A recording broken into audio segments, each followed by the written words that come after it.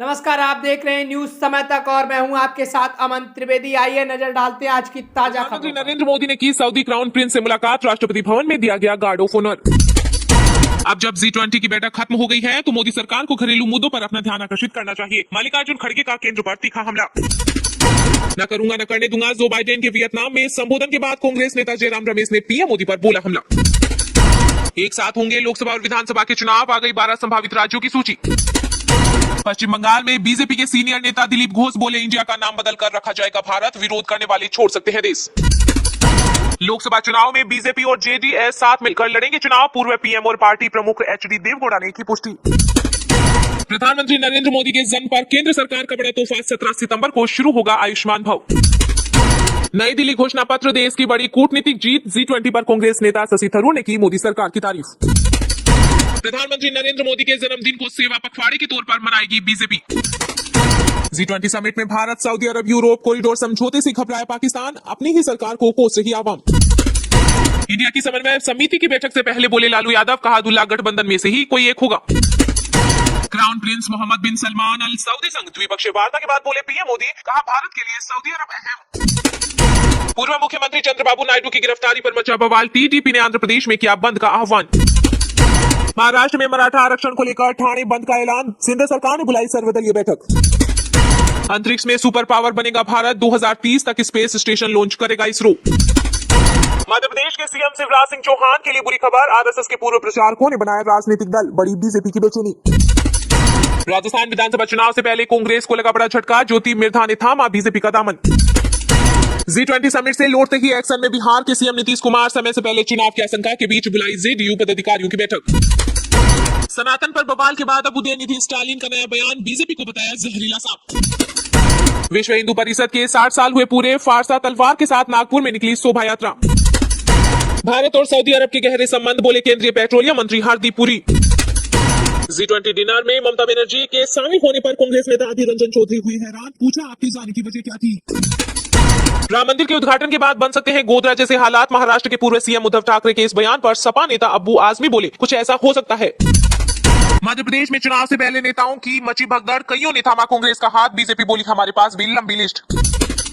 UP में सपा प्रमुख अखिलेश यादव ने घोसी उपचुनाव को G20 से जोड़ा, डिप्टी सीएम केशव प्रसाद मौर्य बोले, इतना अहंकार जरूरी नहीं। सूर्य पर निर्भरता होगी खत्म, अब चांद पर भी कभी नहीं होगी रात, वैज्ञानिकों ने खोज लिया उपाय। लोकसभा चुनाव से पहले हेमंत बिस्वा शर्मा का बड़ा दावा, बताया पूर्वोत्तर में 25 में से 22 सीटें जीतेगी बीजेपी। बाल विवाह पर शक हुए असम सीएम हेमंत बिस्वा शर्मा, कहा अगले 10 दिन में गिरफ्तार होंगे 3000 आरोपी। कांग्रेस नेता नाना पटोले का नया दावा, कहा संसद के विशेष सत्र में हो सकता है राज्यों का बंटवारा। लद्दाख की 1 इंच जमीन पर भी नहीं है चीन का कब्जा, कांग्रेस नेता राहुल गांधी के दावों का एलजी डॉक्टर बीडी मिश्रा ने किया खंडन। राजस्थान में दिग्गज जाट नेता ज्योति मिर्धा भाजपा में हुई शामिल, बोली कांग्रेस में कार्यकर्ताओं की अनदेखी और उपेक्षा से मैं काफी आहत हुई हूँ। महाराष्ट्र में होगा मंत्रिमंडल का विस्तार, एनसीपी सांसद सुनील तटकरे का दावा, कहा गणेश उत्सव से पहले जिला संरक्षक मंत्री विभाग आवंटित किए जाएंगे। यूपी के सपा नेता शिवपाल सिंह यादव बोले, ओम प्रकाश राजभर की हमने सीएम से सिफारिश की थी, उन्हें जल्द मंत्री बना दो, नहीं तो वे हमारी तरफ आ जाएंगे, उनका कोई ठिकाना नहीं है। पश्चिम बंगाल की मुख्यमंत्री ममता बनर्जी ने मोदी सरकार पर साधा निशाना, बोली हमें भारत पर कोई ऐतराज नहीं है, लेकिन संविधान में बिना संशोधन के इंडिया को हटाना असंवैधानिक और गलत होगा। महात्मा गांधी के स्मारक स्थल राजघाट को लेकर भी दिया बयान।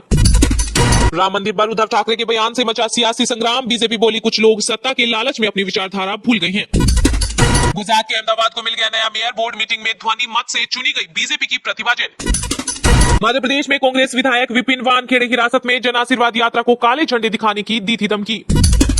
Olympic gold medalist Neeraj Chopra ने G20 के सफल आयोजन के लिए पीएम मोदी को दी बधाई। विधानसभा सीटों के बंटवारे को लेकर कांग्रेस से तकरार के बीच आम आदमी पार्टी ने छत्तीसगढ़ और मध्य प्रदेश में उम्मीदवारों की पहली सूची की जारी। G20 की तारीफ के बाद आया शेरबा अमिताभ कांत का रिएक्शन, तो शशि थरूर बोले, वो जो उपदेश देते हैं उनका अभ्यास अपने बोझ से करवाएं। इंडिया गठबंधन में फिर लूट, G20 डिनर में ममता बनर्जी के शामिल होने से भड़की कांग्रेस, टीएमसी ने किया पलटवार। पूरी दुनिया ने देखी भारत की ताकत, G20 के सफल आयोजन पर बोले यूपी के डिप्टी सीएम ब्रजेश पाठक। छत्तीसगढ़ चुनाव को लेकर कांग्रेस की कमेटियों का ऐलान, कोर कमेटी में सीएम और डिप्टी सीएम का नाम। सीएम ममता बनर्जी ने बंगाल कैबिनेट में किया बड़ा बदलाव, बाबुल सुप्रियो समेत 6 मंत्रियों के बदले विभाग। दिल्ली यूपी बिहार में झमाझम बारिश, रेल लाइन धंसी, भूस्खलन से बद्रीनाथ हाईवे बंद, 21 राज्यों में अलर्ट। 4 दिन नहीं 50 करोड़ के क्लब में शामिल हुई फिल्म जवान बनी वीकेंड पर इतनी ज्यादा कमाई करने वाली पहली फिल्म। इंडिगो फ्लाइट में फिर महिला से छेड़छाड़, अब मुंबई से गुवाहाटी जा रहे विमान में किया गया यौन उत्पीड़न, FIR दर्ज। वाराणसी पहुंचे मॉरिशस के PM प्रविंद जुगनाथ, गंगा में विसर्जित की ससुर की अस्थियां। बिहार के राजद प्रमुख लालू यादव ने बाबा वैद्यनाथ धाम में लगाई हाजिरी, पत्नी राबड़ी देवी के साथ की पूजा अर्चना। धान खरीद में बायोमेट्रिक सिस्टम की अनिवार्यता पर रोक के लिए छत्तीसगढ़ सरकार ने केंद्र को लिखा पत्र, बताई किसानों को धान बेचने में काफी परेशानी। पंजाब में शिरोमणि अकाली दल का बड़ा फैसला, 11 लोकसभा सीटों के लिए पार्टी के प्रभारियों के नाम का किया गया ऐलान। पंजाब के संगरूर में CM भगवंत मान के घर के बाहर किसानों का धरना, बाढ़ से हुए नुकसान का मांगा मुआवजा। G20 समिट के बाद भी दिल्ली में क्रेडिट वॉर, आम आदमी पार्टी के मंत्री सौरभ भारद्वाज ने LG के काम पर उठाए सवाल। सूडान की राजधानी खार्तूम में हवाई हमला, 40 नागरिकों की हुई मौत, दर्जनों हुए घायल। गोवा के CM प्रमोद सावंत ने MP में मांगा जनता का आशीर्वाद, जन आशीर्वाद यात्रा में 3 केंद्रीय मंत्री भी हुए शामिल।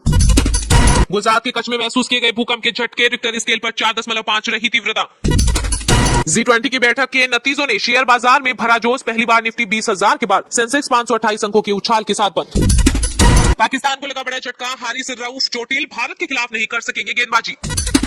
पंजाब में लंबे समय के बाद फिर खुला बठिंडा एयरपोर्ट, CM भगवंत मान करेंगे शुरुआत, 13 सितंबर को उड़ान भरेगी पहली फ्लाइट। दिल्ली सरकार का बड़ा फैसला, इस साल भी दिवाली पर नहीं जलेंगे पटाखे। राजस्थान के राज्यपाल कलराज मिश्र बोले, किसानों की आय बढ़ाने के लिए विविधीकरण की महती आवश्यकता। लोकसभा चुनाव में बीजेपी और जेडीएस साथ मिलकर लड़ेंगे चुनाव, पूर्व PM और पार्टी प्रमुख HD देवगौड़ा ने की पुष्टि। कर्नाटक में जेडीएस सुप्रीमो और पूर्व प्रधानमंत्री HD देवगौड़ा ने आगामी लोकसभा चुनाव को लेकर इस बात की पुष्टि कर दी है कि बीजेपी और जेडीएस साथ मिलकर चुनाव लड़ेंगी। पहले बीजेपी नेता BS येदियुरप्पा ने इस बात की पुष्टि की थी। बेंगलुरु में एक पार्टी कार्यक्रम को संबोधित करते हुए HD देवगौड़ा ने कहा कि दोनों पार्टियों के नेताओं के बीच साथ चुनाव लड़ने पर सहमति बन गई है। उनकी पार्टी को कितनी सीट मिलेंगी, इस पर HD कुमारस्वामी और PM मोदी आपस में बातचीत कर फैसला करेंगे। देवगौड़ा ने कहा कि उन्होंने ये फैसला उनकी प्रादेशिक पार्टी के अस्तित्व को बचाने के लिए किया है। अपने भाषण में पूर्व PM ने कांग्रेस और इंडिया अलायंस को भी आड़े हाथों लिया और कहा कि वे इतने बड़े सेक्युलर नेता हैं, इसके बावजूद इनके कांग्रेस और इंडिया अलायंस के दूसरे नेताओं ने इस गठबंधन का हिस्सा बनने के लिए उन्हें संपर्क तक नहीं किया। गौरतलब है कि आगामी लोकसभा चुनाव को ध्यान में रखते हुए सभी पार्टियां सियासी समीकरण को साधने में जुटी हैं। एक तरफ इंडिया गठबंधन अपनी पूरी तैयारी में लगा है, वहीं कर्नाटक में मिली हार के बाद बीजेपी भी इस राज्य की तरफ गंभीरता से देख रही है। यही वजह है कि बीजेपी और जेडीएस कर्नाटक में गठबंधन के साथ एक नए युद्ध के लिए खुद को तैयार कर रही हैं। अब जब G20 की बैठक खत्म हो गई है, मोदी सरकार को घरेलू मुद्दों पर अपना ध्यान आकर्षित करना चाहिए। मल्लिकार्जुन खड़गे का केंद्र पर तीखा हमला। कांग्रेस अध्यक्ष मल्लिकार्जुन खड़गे ने G20 शिखर सम्मेलन खत्म होने के बाद केंद्र सरकार पर सियासी हमला बोला। उन्होंने सोशल मीडिया प्लेटफॉर्म X पर पोस्ट करते हुए कहा कि 2024 में आपकी विदाई का रास्ता जनता ने बनाना शुरू कर दिया है। कांग्रेस अध्यक्ष ने कहा कि अब जब G20 की बैठक खत्म हो गई है, मोदी सरकार को घरेलू मुद्दों पर अपना ध्यान आकर्षित करना चाहिए। इस दौरान उन्होंने बढ़ती महंगाई और बेरोजगारी का भी जिक्र किया। कांग्रेस नेता ने लिखा कि अगस्त में एक सामान्य खाने की थाली का दाम 24% बढ़ गया है। वहीं देश में बेरोजगारी दर 8% हो गई है। युवाओं का भविष्य अंधकार में है। उन्होंने सरकार पर भ्रष्टाचार का आरोप लगाते हुए कहा कि मोदी सरकार के कुशासन में भ्रष्टाचार की बाढ़ आ गई। CAG ने कई रिपोर्टों में बीजेपी की पोल खोली है। जम्मू कश्मीर में 13,000 करोड़ रुपए का जल जीवन खबर में इतना ही। तब तक के लिए देखते रहिएगा न्यूज समय तक और दीजिए यानी हमें यानी कि अमन त्रिवेदी को इजाजत। नमस्कार।